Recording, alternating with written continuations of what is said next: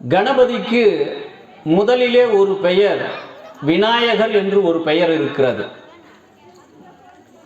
விநாயகர் என்று சொன்னால் வி என்றால் தனக்கு மேல், தனக்கு இணையான, தனக்கு ஒப்புமை மிக்க என்று பொருள். நாயகர் என்று சொன்னால் தலைவன் என்று பெயர். விநாயகர் என்பது தனக்கு மேல் ஒரு தலைவன் இல்லாத ஒரு கடவுள். அதனால் அவரை நாம் முழு முதற் கடவுள் என்று வணங்குகின்றோம். கணபதி என்று சொன்னால் தேவ கணங்களினுடைய அதிபதி என்று பொருள். விக்னேஸ்வரன் என்று சொன்னால் நம் வாழ்வில் வரக்கூடிய இடர்பாடுகள், துன்பங்கள் இவற்றையெல்லாம் விலக்கி வைக்கின்ற கடவுளாக இருப்பதால் அவருக்கு விக்னேஸ்வரன் என்று பெயர். இந்த விக்னேஸ்வரன் தோன்றிய வரலாறு, விநாயக சதுர்த்தி என்பது ஒவ்வொரு ஆண்டும் ஆவணி மாதம், ஒவ்வொரு ஆண்டும் ஆவணி மாதம் பௌர்ணமிக்கு அடுத்து வருகின்ற 4வது நாள் சதுர்த்தி என்று அழைக்கப்படும்.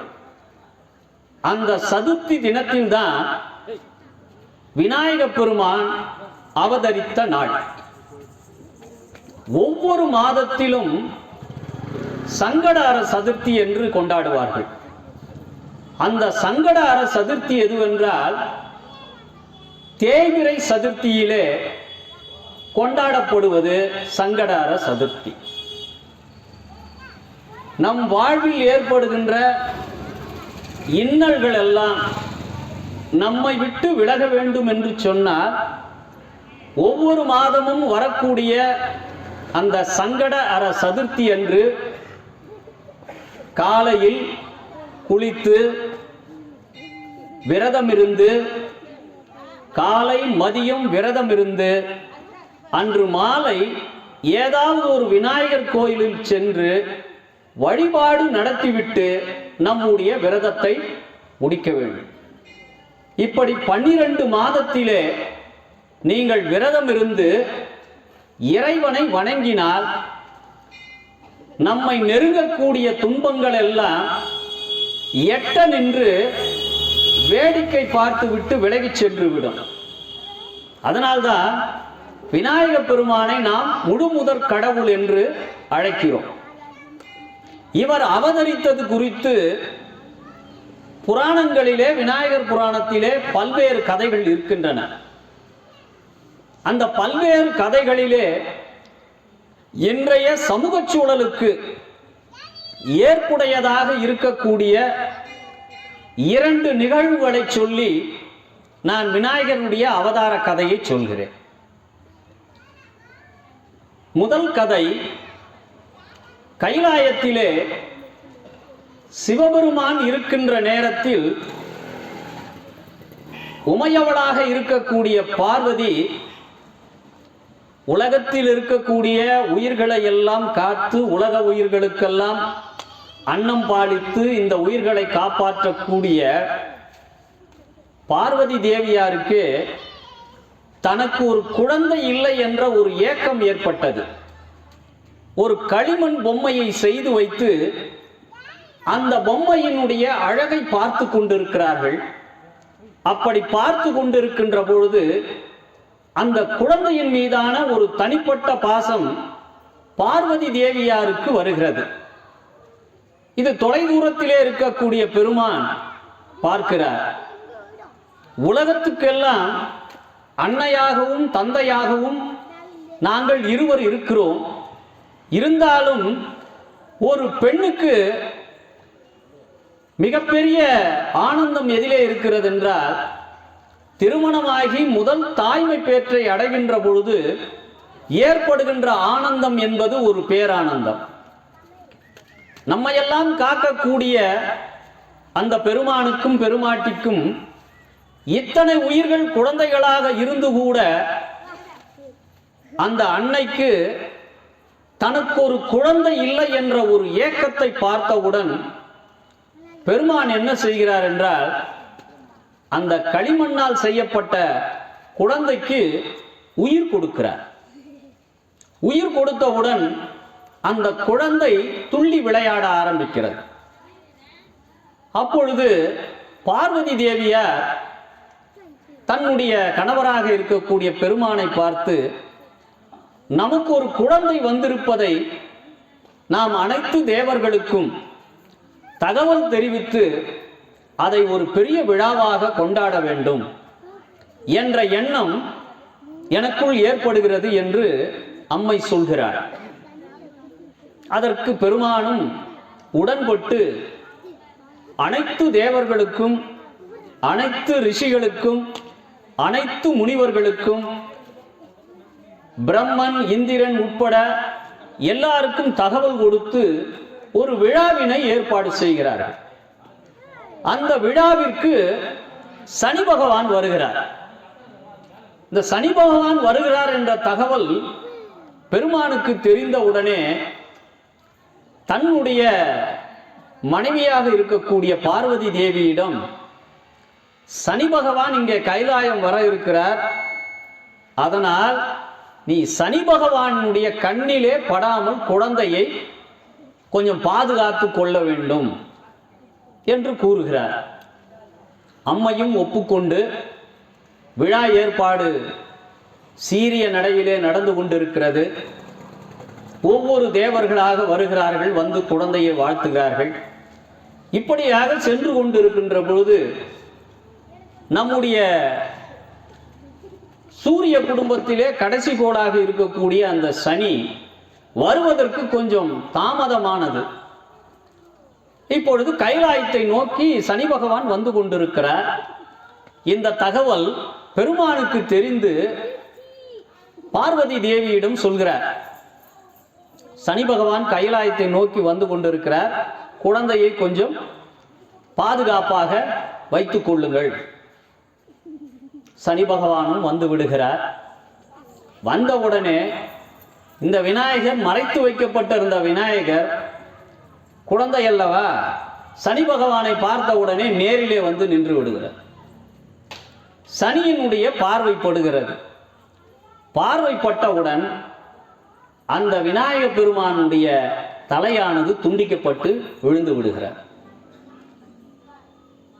அப்பொழுது பெருமான் பார்வதி தேவியை நோக்கி சொல்கிறார், உனக்கு எத்தனை முறை சொன்னேன் சனியினுடைய பார்வையிலே இந்த குழந்தை படக்கூடாது என்று, ஆனால் நீ இதை கேட்காமல் குழந்தையை விட்டு விட்டாய். இப்பொழுது குழந்தையினுடைய தலை அறுபட்டு விட்டது, சரி அதற்கு ஒரு மாற்று ஏற்பாடு நான் செய்கிறேன் என்று சொல்லி சனி பகவான் விடைபெற்ற பிறகு தன்னுடைய தேவகணங்களை எல்லாம் அழைக்கிறார் பெருமான். அழைத்து, நீங்கள் பூலோகத்தை நோக்கி செல்லுங்கள். அந்த பூலோகத்திலே வடக்கு நோக்கி எந்த உயிரினம் இருக்கிறதோ அந்த உயிரினத்தினுடைய தலையை கொண்டு வாருங்கள் என்று சொல்லி தேவகணங்களை எல்லாம் அனுப்புகிறார் கைலாயத்தில் இருந்து. அப்படி தேவகணங்கள் எல்லாம் வருகிறார்கள். வருகின்ற பொழுது வடக்கு திசை நோக்கி ஒரு யானை படுத்து கொண்டிருக்கிறது. அந்த யானையினுடைய தலையை கொய்து கொண்டு வந்து விநாயகரனுடைய தலையிலே பொருத்துகிறார்கள். பொருத்திய பிறகு அந்த விநாயக பெருமானுக்கு சிவபெருமான் உயிர் கொடுக்கிறார்.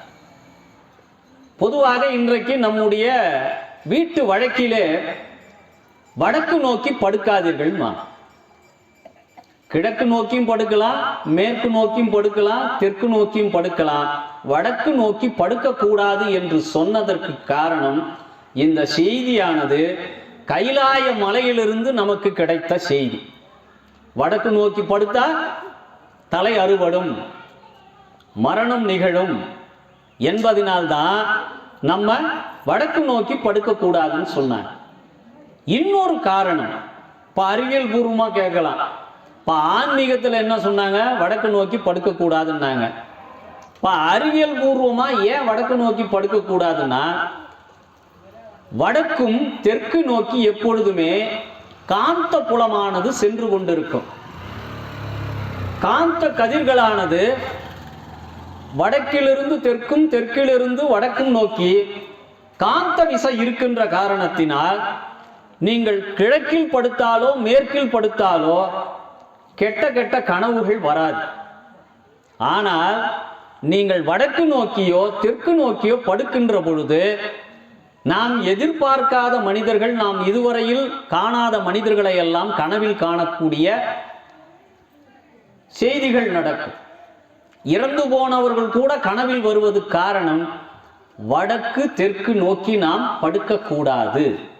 அதற்குரிய அறிவியல் காரணம் வடக்கு தெற்காக காந்த புலம் என்பது இருப்பதினால் நம்முடைய மூளைக்குள் ஊடுருவி செல்கின்ற பொழுது நம் மூளையை குழப்பக்கூடிய விஷயங்களை இந்த காந்த கதிர்கள் செய்யும். அதனால தான் என்ன சொன்னாங்கன்னா, பெரியவங்க வடக்கு நோக்கி படுக்காதீங்கப்பா அப்படின்னு அறிவுரை சொன்னார். இது விநாயகர் உருவான ஒரு கதை. இன்னொரு கதை, கஜமுகா அசுரன் சொல்லிட்டு ஒரு அசுரன் இருந்தான். அந்த அசுரன் என்ன பண்ணான்னா, சிவபெருமான் மேல மிகுந்த பக்தி கொண்டவன். அந்த பக்தி அதிகமானதுனால பல நாட்கள் இறை வழிபாட்டிலே அவன் இருந்த காரணத்தினால் சிவபெருமான் அவனுக்கு காட்சி கொடுத்தார். கஜமுகாசுரனுக்கு காட்சி கொடுத்து, உனக்கு என்ன வர வேண்டும் என்று கேட்டான். அதற்கு அந்த கஜமுகாசுரன், எனக்கு ஒரு மனிதராலோ ஒரு விலங்குகளாலோ இல்லை ஒரு ஆயுதத்தாலோ எனக்கு மரணம் வரக்கூடாது அப்படின்னு சிவபெருமான் கிட்ட வரம் வாங்கிட்டான். வரம் வாங்கின பின்னால் அவன் என்ன பண்ணான்னா, முனிவர்களையும் தேவர்களையும் இந்த வரத்தை வைத்துக் கொண்டு எல்லோருக்கும் துன்பத்தை கொடுக்க ஆரம்பித்தான். முனிவர்கள் செய்யக்கூடிய யாகங்களை எல்லாம் போய் அதை கலைத்து அவர்களை அடித்து துன்புறுத்தி இப்படியாக தேவர்களுக்கு நிறைய துன்பங்களை கொடுத்தான். கொடுத்த பொழுது இவர்களெல்லாம் ஒன்று சேர்ந்து சிவபெருமானிடம் செல்கிறார்கள். பெருமானே, நீங்கள் தான் அவனுடைய தவத்தை மெச்சி அவனுக்கு வரம் கொடுத்தீர்கள். மனிதர்களாலோ விலங்குகளாலோ இல்லை ஏதாவது ஒரு ஆயுதத்தாலோ அவனுக்கு மரணம் வரக்கூடாது என்று ஒரு வரத்தை கொடுத்தீர்கள். இப்போ அவன் எங்களுக்கெல்லாம் பெரிய துன்பத்தை கொடுத்து கொண்டிருக்கிறான். எப்படியாவது அவனிடமிருந்து நீங்கள் தான் எங்களை காப்பாற்ற வேண்டும் என்று தேவர்களும் முனிகளும் ரிஷிகளும் போய் கேட்கிறார்கள். அப்பொழுது பெருமான் என்ன செய்கிறார்னா, அவனுக்கு கொடுத்த வரம் மனிதர்களால் மரணம் வரக்கூடாது, விலங்குகளால் வரக்கூடாது, ஆயுதத்தால் வரக்கூடாது. அப்பொழுது அவர் யோசித்து செய்த உருவம்தான் விநாயகர் உருவம். ஏனென்றால் அவர் மனித வடிவிலும் இல்லை, யானை வடிவிலும் முழுமையாக இல்லை. இப்பொழுது விநாயகரை அவதாரம் செய்வித்த நாள் எதுவென்றால் அந்த ஆவணி மாதம் வளர்பிறை சதுர்த்தி அன்றுதான் விநாயகர் அவதாரம் செய்தார். அந்த கதையாக இருந்தாலும் சரி, இல்லை எந்த கதையாக இருந்தாலும் சரி, இன்னும் நிறைய விநாயகர் புராணங்களை பற்றி நிறைய கதைகள் இருக்கிறது. எந்த கதையாக இருந்தாலும் அவர் அவதாரம் செய்த தினம் என்பது ஆவணி மாதம் வளர்பிறை சதுர்த்தி அன்றுதான் அவதாரம் செய்கிறார். இப்போ விநாயகருக்கு என்ன பண்றாருன்னா, உயிர் கொடுத்து அனுப்பி வைக்கிறார். இப்போ கஜமுகாசுரம் பார்க்கலாம், இது என்னடா வித்தியாசமான உருவத்தில் இருக்கு, தலை யானை உருவத்தில் இருக்கு, உடம்பு மனித வடிவில் இருக்கு, இது என்ன போரிடுறதுக்காக வருதேன்னு சொல்லிட்டு இருவருக்கும் நீண்ட நாட்கள் சண்டை நடக்கிறது. இந்த சண்டையின் விளைவாக என்ன ஆகுதுன்னா, ஒரு நாள் விநாயக பெருமான் தன்னுடைய 2 தந்தத்திலே ஒரு தந்தத்தை உடைத்து அந்த கஜமுகாசூரனை கொன்று விடுகிறார். இப்போ சிவபெருமான் கொடுத்த வரமும் சரியா? மனிதனாலும் மரணம் இல்லை, விலங்குகளாலும் மரணம் இல்லை, ஆயுதத்தாலும் மரணம் இல்லை. தங்கத்தால் மரணத்தை கஜமுகாசூரனுக்கு கொடுக்கிறார். பிறகு அந்த கஜமுகாசூரனை தன்னுடைய வாகனமாகிய மூஞ்சூருவை ஆக்கி தன்னுடைய வாகனமாக்கி கொள்கிறார். இவருடைய தம்பி முருகன் என்ன பண்றாரு? சூரபத்மனை வதம் செய்து சேவலாகவும் மயிலாகவும் மாற்றி தன்னுடனே வைத்துக் கொள்கிறார். தவறு செய்தவர்கள் திருந்தினார்கள் என்றால் அவர்களை தன்னுடன் வைத்துக் கொள்ளலாம் என்ற ஒரு வழக்கத்தை தெய்வங்களிடமிருந்து நாம் கற்றுக்கொள்ள வேண்டி இருக்கிறது. ஒருவன் செய்த தவறு உணர்ந்து திருந்துவானே என்றால் அவனை மன்னிக்க வேண்டும் என்பது நமக்கு தெய்வங்களே கற்றுக் கொடுத்தது. அது முருகனிடம் சூரபத்மன் மூலமாகவும், கஜமுகா அசுரன் என்பது இங்க விநாயகர் மூலமாகவும் நமக்கு உணர்த்தி இருக்கிறார். விநாயகர் சதுர்த்தி வழிபாடு என்பது எப்படி செய்யணும்? விநாயகர் சதுர்த்தி அன்னைக்கு காலையில் எழுந்து நன்றாக குளித்துவிட்டு, வசதி இருந்தால் வாசலிலே 2 வாழைக்கன்றுகளை கட்டி, மாவிலை தோரணத்தை கட்டி, வீடு முழுக்க சுத்தம் செய்து மெழுகி கோலமிட்டு இறை வழிபாட்டை தொடங்கணும். இப்போ நம்ம வாசல்ல ஏன் வாழை மரத்தை கட்டுறோம்? அதுக்கு என்ன காரணம்? எத்தனையோ மரம் இருக்குது. ஏன் நம்ம குறிப்பா வாழை மரத்தை கொண்டு வந்து கட்டுறோன்றதுக்கு காரணம் என்னன்னா, பொதுவா எல்லா தாவரங்களும் விதையின் மூலமாகத்தான் வளரும். ஆனா வாழை மரம் மட்டும் அதனுடைய வாழை மரத்தினுடைய அடியிலே இருக்கக்கூடிய கன்று வளரும். அதுக்கு என்ன சொல்லுவோம்னா வாழை அடி வாழை. வாழை மரத்துக்கு விதை கிடையாது. அந்த விதை இல்லாத காரணத்தினால் தனக்கான வாரிசை அது எங்கிருந்து உருவாக்கும்னா தன்னுடைய அடி வாழையில் இருந்து உருவாக்கும். ஒரு குடும்பம் என்பது என்ன வாழ்த்துறோம்? வாழை அடி வாழை என வாழ்ந்தாலும் வாழ்த்துறோம். அதற்காகத்தான் நாம வாழை மரத்தை கட்டுறோம். இது முதல் காரணம். ஏன் மாவிலை தோரணத்தை நம்ம கட்டுறோம்? என்ன அடிப்படை காரணம்? எத்தனையோ இலைங்க இருக்குது. அரச மரத்து இலை இருக்கு, ஆலமரத்து இலை இருக்கு, எத்தனையோ இலைகள் இருந்தாலும் ஏன் நாம மாவிலையை கட்டுறோம்? மாவிலையை கட்டுவதற்குரிய காரணம் என்னன்னா, மாவிலையானது நாள்பட பார்த்தீங்கன்னா வாடி வதங்குமே தவிர அழுகாது. மாவிலையினுடைய தாத்பரியமே என்னன்னா, மற்ற இழைகள் எல்லாம் நீரில் பட்டாலோ காற்று பட்டாலோ அழுக ஆரம்பிச்சிடும். மாவிலை என்பது அழுகாது. அது ஏன்னா அந்த மாவிலையினுடைய அடிப்படை தத்துவம் என்னன்னா, இந்த குடும்பமானது எவ்வளவு கஷ்டங்கள் வந்தாலும், அது பொருளாதாரமாக இருந்தாலும் சரி, உணவாக இருந்தாலும் சரி, எவ்வளவு கஷ்டங்கள் வந்தாலும் இந்த குடும்பம் நிலைத்து நிற்க வேண்டும். வாடி வதங்கலாமே தவிர முற்றிலுமாக அழிந்து தன்னை காணாமல் செய்யாமல் போவதற்குரிய காரணமாக இருந்துவிடக் கூடாது என்பதற்காகத்தான் என்ன பண்ணாங்கன்னா மாவிலையில தோரணம் கட்டினாங்க. ஆக நம் முன்னோர்கள் எல்லாம் முட்டாள்களாக இருந்தார்களா அறிவாளிகளாக இருந்தார்களா என்பதை நாம் உணர்ந்து கொள்ளணும். வாழை மரம் கட்டுவதற்குரிய காரணமும் இந்த குடும்பம் தழைத்தோங்க வேண்டும் என்ற காரணம். மாவிலையை கட்டுவதற்குரிய காரணம், இந்த குடும்பத்தில் எவ்வளவு துன்பங்கள் கஷ்டங்கள் வந்தாலும் அதை தாங்கி நிற்கக்கூடிய வலிமை பெற வேண்டும் என்ற ஒரு காரணத்தினால்தான் எத்தனையோ இலைகளை ஆராய்ச்சி செய்த நம் முன்னோர்கள் மாவிலைதான் சரியானது என்று தேர்ந்தெடுத்து கட்டினார்கள். அதிலும் நாம் மாவிலையை கோர்க்கின்ற பொழுது ஒற்றைப்படையில் தான் இருக்க வேண்டும். 5 இலைகள், 7 இலைகள், 9 இலைகள், 11 இலைகள், 15 இலைகள் என்று ஒற்றைப்படை வரிசையில் தான் நம்முடைய மாவிலை தோரணத்தை கட்ட வேண்டும். சரி, மாவிலை தோரணத்தினால என்ன வேற நன்மை அப்படின்னா, நாம் இரவில் உட்கொள்கின்ற உணவானது சில நேரங்களில் ஜீரணமாகாமல் போகும், வயிற்று வலி ஏற்படலாம். இன்றைய காலகட்டத்திலே மருத்துவமனைகள் நிறைய இருக்கின்றன. அன்றைய காலத்திலே கிராமப்புறங்களிலே மருத்துவமனைகள் கிடையாது. அப்படி திடீரென்று ஏற்படுகின்ற வயிற்று வலி, இது ஆண்களுக்கான ஜீரண கோளாறால் ஏற்படுகின்ற ஒரு வயிற்று வலி.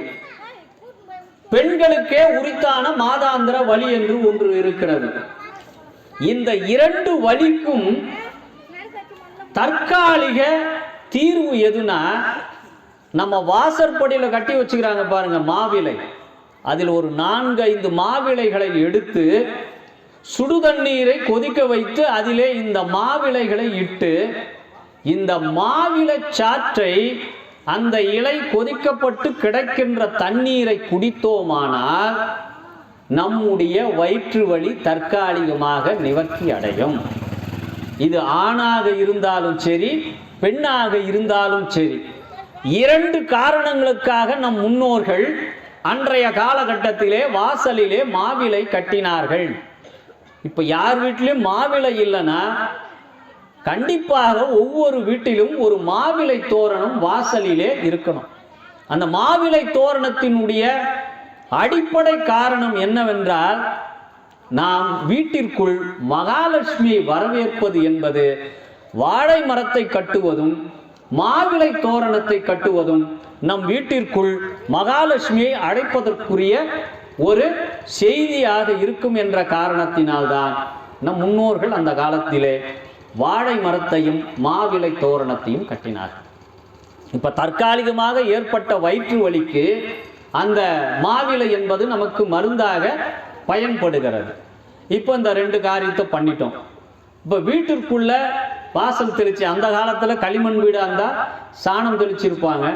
இன்னைக்கு டைல்ஸ் போடப்பட்ட வீடாக இருந்தால் தண்ணீரால் தொடச்சி சுத்தம் பண்ணிடுவோம். சுத்தம் பண்ணிட்டு என்ன பண்ணணும்னா, வீட்டில் எப்போதுமே ஒரு மணக்கட்டை இருக்கும். அந்த மணக்கட்டையை நன்றாக கழுவி அதிலே மஞ்சள் தடவி என்ன பண்ணணும்னா பூஜை அறையில் வைக்கணும்.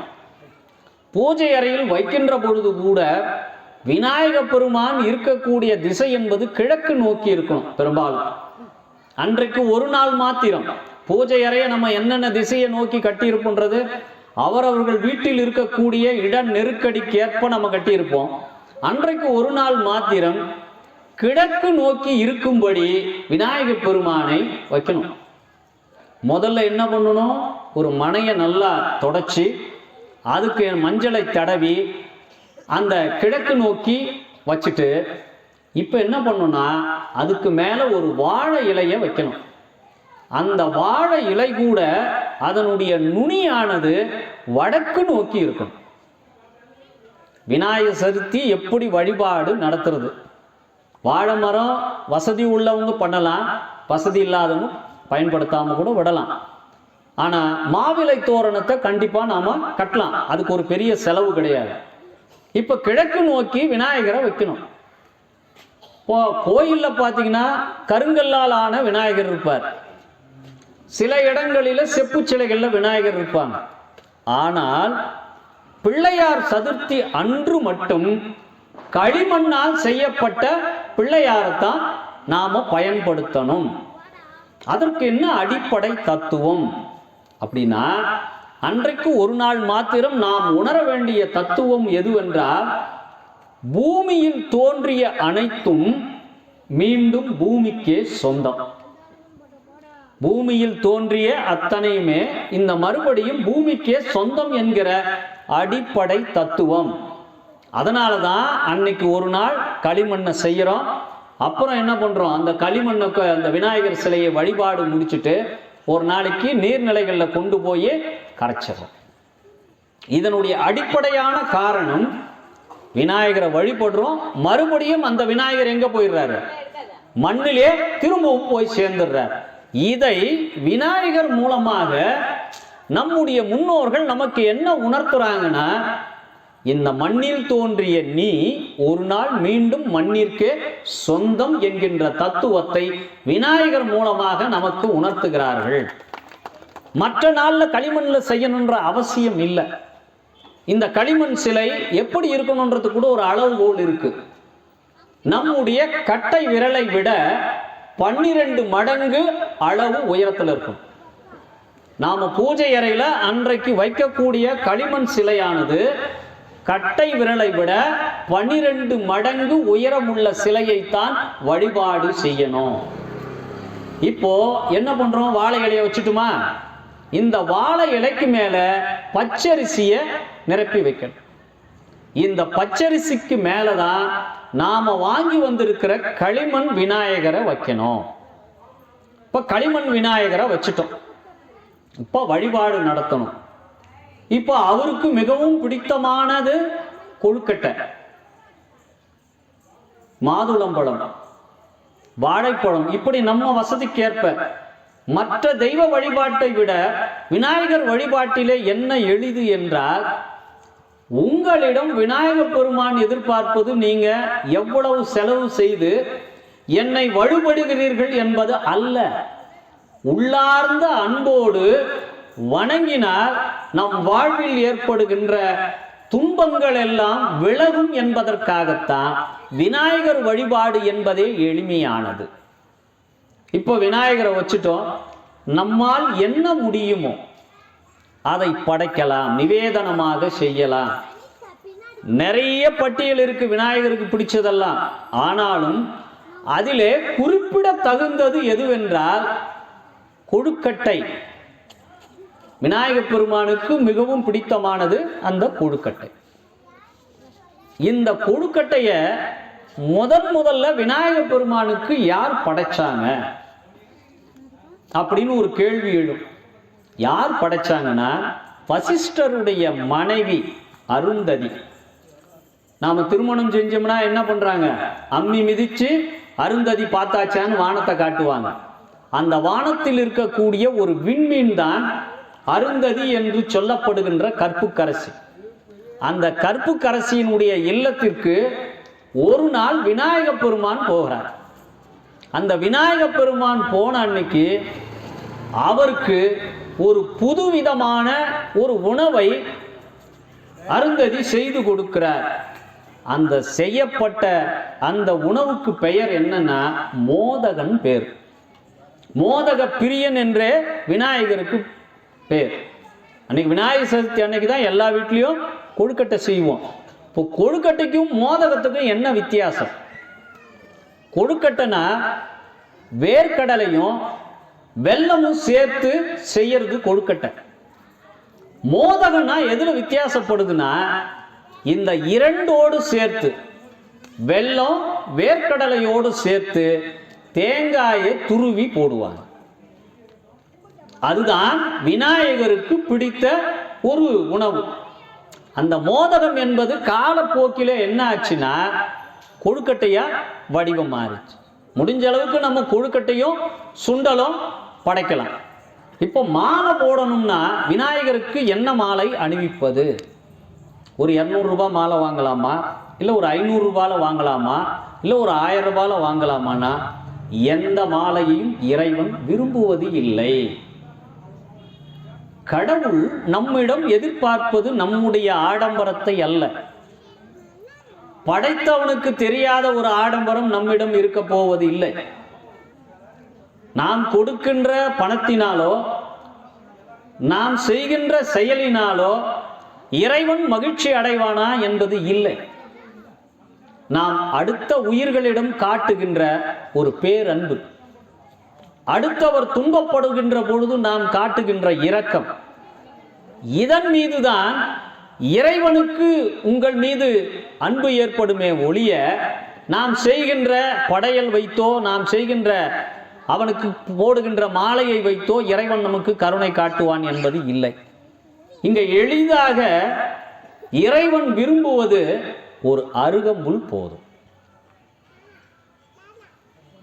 அருகம்புல்க்கு மேல கொஞ்சம் வசதி இருக்குன்னா அருகம்புல்லையே மாலையா கட்டி கொடுப்பாங்க. அந்த அருகம்புல் மாலையை நாம் விநாயகப் பெருமானுக்கு சூட்டலாம். சரி, இன்னொரு மாலை என்ன சூட்டலாம்னா எருக்கம்பூ மாலை. அந்த எருக்கம்பூ எங்க இருக்குன்னா அதிகமாக மயானத்தை ஒட்டி இருக்கும், இல்லைன்னா கால்வாய்கள் ஓரமாக இருக்கும். அந்த எருக்கம்பூ மாலையை விநாயகப் பெருமான் மகிழ்ச்சியோடு ஏற்றுக்கொள்வார். இதிலிருந்தே அவனை பற்றிய ஒரு புரிதல் நமக்கு வந்துடும். அருகம்புல்லை ஏற்றுக்கொள்கிறான், எருக்கம்பூ மாலையை ஏற்றுக்கொள்கிறான். வசதி படைத்த ரோஜா மாலையோ இல்லை சாமந்திப்பூ மாலையோ செலவு செய்து வேண்டும் என்று ஒரு நாளும் விநாயகப் பெருமான் ஏற்றுக்கொள்வதில்லை. எளிமையாக இருந்தால் போதும். அதனால தான் மற்ற ஆலயங்கள் அமைக்கின்ற பொழுது ஆகம விதிப்படி கோயிலை கட்டுவார்கள். ஒரு சிவாலயமாக இருந்தாலும் சரி, இல்லை வைணவ ஆலயமாக இருந்தாலும் சரி, அதற்கென்று ஒரு ஆகம விதி இருக்கும். அந்த விதிப்படி தான் கோயிலை கட்டுவார்கள். பரிவார தெய்வங்கள் எங்கெங்கு இருக்க வேண்டும், விமானம் எப்படி இருக்க வேண்டும், அர்த்த மண்டபம் எப்படி இருக்கணும், இப்படியெல்லாம் சாஸ்திர நிபுணர்களை வைத்துத்தான் கோயிலை கட்டுவாங்க. ஆனா விநாயகருக்கு கோயிலுக்கு எந்த ஆகம விதியும் கிடையாது.